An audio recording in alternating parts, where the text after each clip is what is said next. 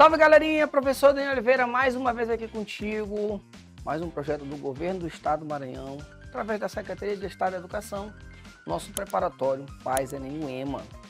Pessoal, combinado a gente, hein? Vamos fechar essa prova, tu sabe disso, né? E olha só o que nós temos hoje. Vamos para a questão 65. Muita luta já, né, meu povo? Muita luta mesmo. Já passou muita coisa. Olha só, para você ter uma noção. Nós já estamos indo aí para 65 questões comentadas do Enem e o EMA. Então, é uma preparação completamente diferenciada. Então, o nosso aluno que quer se preparar com um direcionamento bem específico mesmo para as provas, tá aí. Tá aí, tá? Material de qualidade, justamente para que você possa fazer uma preparação aí com excelência e certamente você vai ter um excelente resultado. Aqui na descrição desse vídeo, você tem um linkzinho, você vai clicar lá, baixa o material, vai acompanhando as aulas aí com esse material, tá certo? Nós temos o seguinte, ó. A eletrólise é um processo não espontâneo, de grande importância para a indústria química.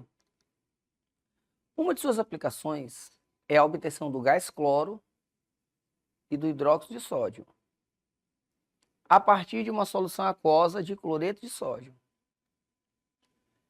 Nesse procedimento, utiliza-se uma célula eletroquímica como ilustrada. Eu já sei que a minha eletrólise ela é aquosa, porque ele fala que eu tenho uma solução aquosa de cloreto de sódio. No processo eletrolítico ilustrado, o produto secundário, olha o que ele está dizendo, ó, produto secundário, é o que sai bem aqui, ó, nesse polo bem aqui.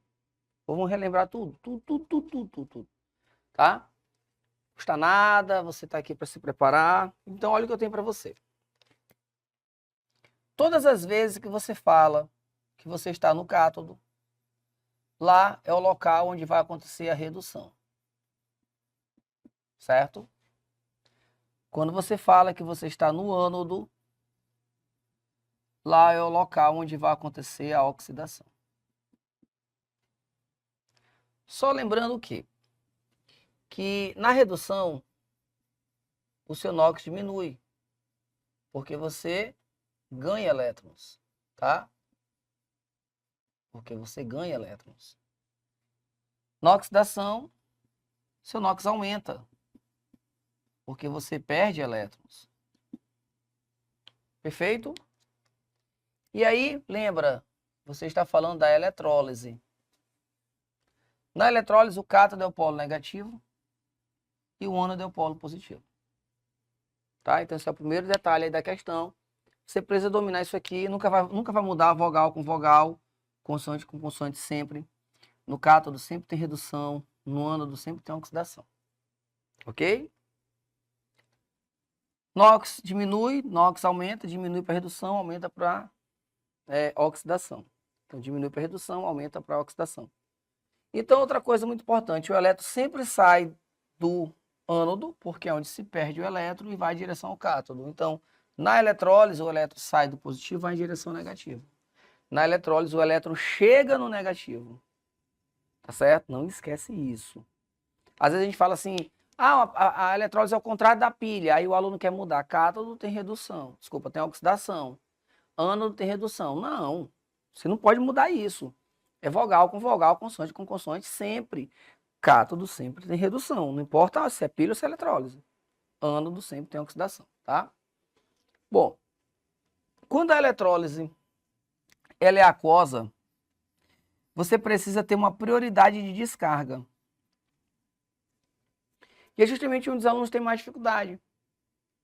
Porque na prioridade de descarga vai ser assim, ó. Se você for um elemento da família 1A, se você for um elemento da família 2A, ou se você for o alumínio, você não descarrega na frente do H+. Agora, se você for outro cátion, sim. Outros cátions, sim. Daniel, isso aí que eu nunca entendi. Sabe por que às vezes você tem muita dificuldade? Porque você tem dificuldade na tabela. E isso complica. Porque, por exemplo, quem está na família 1A, tem que saber quem está na família 1A. Vou botar bem para cá. Na família 1A nós temos lítio, sódio, potássio, rubídio, césio e frâncio. Então, se você tiver dificuldade em tabela, você vai travar aqui. Família 2A. Na família 2A eu tenho berílio, magnésio, cálcio, estrôncio, bário e rádio. Tá certo? Isso é o que eu tenho na família 2A. Então, se você não souber quem são os elementos que estão em cada família, complica. Ó, lítio, sódio, potássio, rubídio, césio e frâncio. Berílio, magnésio, cálcio, estrôncio, bário e rádio nunca descarregam, assim como o alumínio, na frente do H+. Se tiver H+, e sódio, quem descarrega é o H+. Ah, Daniel, mas tem cobre e H+, quem descarrega é o cobre. Não, Daniel, tem cálcio e H+, quem descarrega é o H+. Não, Daniel, tem ouro e H+, quem descarrega é o ouro. É isso. Ânions. Ânions com oxigênio. São os ânions oxigenados. E fluoreto. Não descarregam na frente da hidroxila. Não descarregam. Os outros ânions, sim. Tá?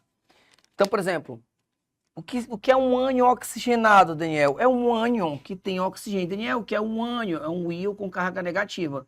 Então, se tiver oxigênio no íon, a prioridade de descarga é da hidroxila. E, Daniel, se por acaso fosse aqui, por exemplo, o brometo, tem oxigênio aqui? Não tem. A prioridade é do brometo. Se tiver oxigênio, a prioridade é da hidroxila. Tá? Então, o grau de dificuldade nas questões de eletrólise está justamente nisso.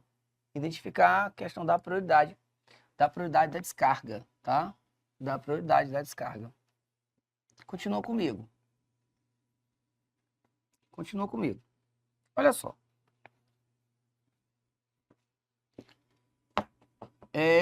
Existe uma forma de você ficar bem mais rápido nas questões de eletrólise. E como que você fica bem mais rápido nas questões de eletrólise? Com propriedade. Todas as vezes que se trabalha eletrólise, se trabalha com descarga de íons. E o que é uma descarga, Daniel? É perder a carga. Descarregar é perder a carga. Ó. Isso aqui é uma descarga. Ó. Por exemplo, o H+, ele vai descarregar, ele vai virar hidrogênio sem carga. Tá? O hidrogênio e os ametais, eles saem com o número 2 aqui embaixo, por conta da sua ligação. Então vamos imaginar que meu filho está fazendo essa questão bem aí, ó. Ele está falando que a eletrólise é aquosa do cloreto de sódio. Aí meu filho faz isso aqui, ó. Olha só. Presta atenção como é fácil quando você domina as prioridades. Sódio e H+, de quem é a prioridade? Daniel, família 1A não descarrega na frente do H+. Ah, não? Então quem descarrega é o hidrogênio. Então H+ vai me dar gás hidrogênio. Só que hidrogênio e metal, ó, bem devagar. O metal e o hidrogênio tem carga positiva. Descarregar, ou seja, perder a carga aí para zero. Se isso acontece, você vai sofrer redução. E a redução só pode ser no cátodo. Isso quer dizer que metal e hidrogênio só sai no cátodo. Então, quando você está respondendo a questão, metal e hidrogênio sai no cátodo. Olha para cá. Sódio e H+, de quem é prioridade? H+ vai me dar quem? Hidrogênio, aonde? No cátodo. Cloreto ou hidroxila, de quem é prioridade? Cloreto. Lembra? Se tivesse oxigênio no ânion, a prioridade era da hidroxila. A descarga desse lindão vai me dar quem? Cloro gasoso. Aonde? Se ali saiu no cátodo, aqui sai no ânodo. Lineal que sobrou, NaOH, ou seja, sobrou hidróxido de sódio. Então, quando faz essa questão, ele fala o seguinte, ó. No processo ilustrado, o produto secundário, olha o que ele faz. Saindo por cima. Ele fala que o produto secundário sai por cima. Quem está saindo por aqui, ou seja, polo negativo é o quê? Cátodo. Cátodo só sai quem? Metal ou hidrogênio. De quem for prioridade? Do hidrogênio. Então sai H2. Hidrogênio molecular. Tá certo? Então você tem como resposta aqui hidrogênio molecular. Agora alguns comentários nessa questão. O que está saindo aqui, ó, no cátodo e no ânodo, nós chamamos de produto principal da eletrólise. O que sobra é o produto secundário. Então, por exemplo, eu te entreguei essa eletrólise e disse assim, olha, eu quero saber quem é o produto principal. Você vai lá nos polos, no positivo e negativo, e vê o que saiu. Entendeu? O que sobrou seria o produto secundário ou subproduto, que é o hidróxido de sódio. Por sorte, não tem hidróxido de sódio aqui nas opções, porque poderia tirar alguns alunos que estivessem com um pouco de desatenção. Mas por que a resposta não pode ser hidróxido de sódio? O texto fala, a eletrólise é um processo não espontâneo de grande importância para a indústria química. Olha agora. Uma de suas aplicações é a obtenção do gás cloro e do hidróxido de sódio. Ou seja, eu quero obter gás cloro e hidróxido de sódio. Isso aqui é o que eu quero obter naquele processo. Então, isso para mim é o principal, entendeu? Porque ele considerou o hidrogênio como produto secundário, porque ele não estava atrás de hidrogênio. Então, por isso que ele considerou como produto secundário. Então, tem que ter um timezinho nessa leitura para evitar perder questões aí, caso aparecesse hidróxido de sódio.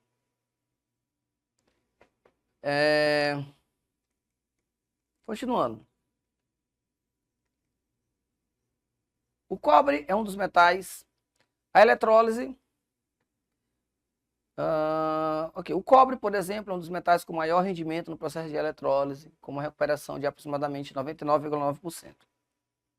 Por ser um metal de alto valor comercial e de múltiplas aplicações, sua recuperação torna-se viável economicamente. Suponha que em um processo de recuperação, a questão está falando sobre o cobre, que é um metal com maior rendimento no processo de eletrólise, com uma recuperação de quase 100%. Ele fala que esse metal tem um valor comercial bem alto, tanto que você percebe hoje em dia algumas pessoas furtando esses fios de cobre. Eles pegam para poder vender aquilo ali porque tem um alto valor comercial, tá? Então hoje a gente tem essa questão da criminalidade voltada para esse tipo de situação, de fazer o furto de carro de cobre. Isso acaba, por exemplo, tem escolas que você acaba, por conta desses furtos, fazendo com que algumas aulas não aconteçam. Então, você causa uma série de problemas associados a esse furto de fios de cobre, tá? Então, dependendo do local, hospitais, algum local, você pode acabar causando um problema muito grande quando você tem essa associação relacionada ao furto, desculpa.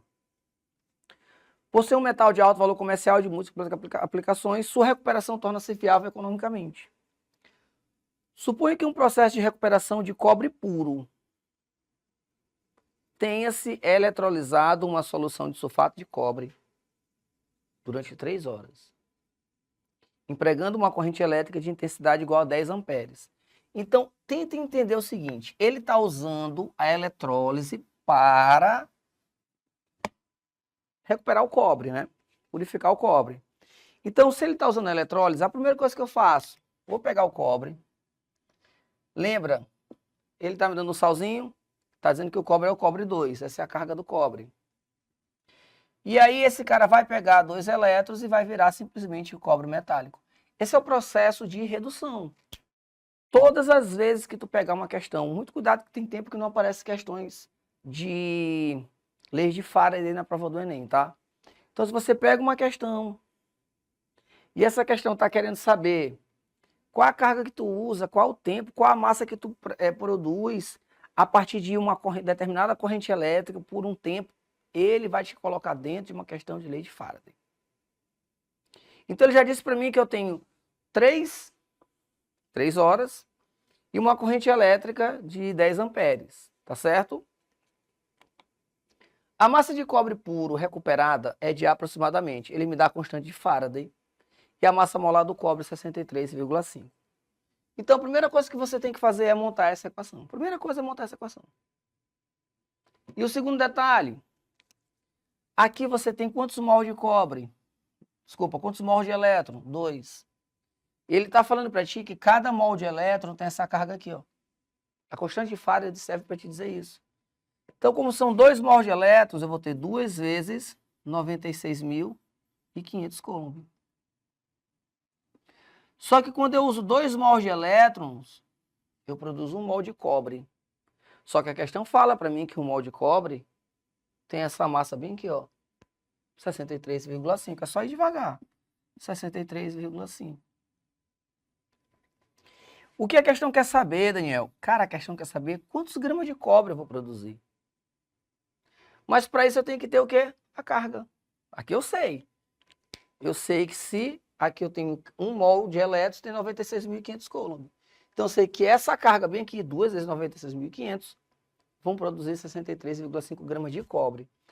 Mas eu quero saber qual é a massa de cobre que eu tenho para uma determinada carga.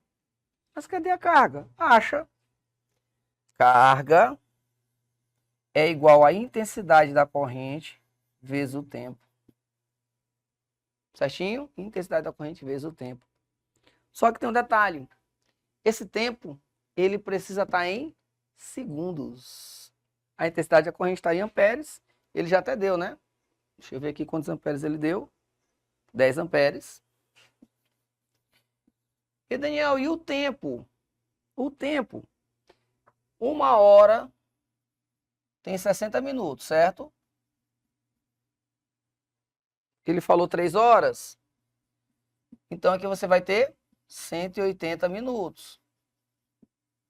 Só que tem que ser em quê? Em segundos. 1 minuto tem 60 segundos. Então, bem aqui, qual o tempo que eu vou ter? Aí meu filho vem. 6 vezes 8, 48. 8 vão 4. 6 vezes 1, 6. Com 4, 10. Certo? Então eu fiz apenas 18 vezes 6, deu 108. Só que eu tenho que trazer 2 zeros. Aí eu passo a ter 10.800. Só que eu tenho que multiplicar por 10. E esse resultado é o que eu vou colocar bem aqui, já vou botar direto, tá? 10, 8. Ó, 2 zeros, vou colocar mais 1. Pronto. Tranquilo?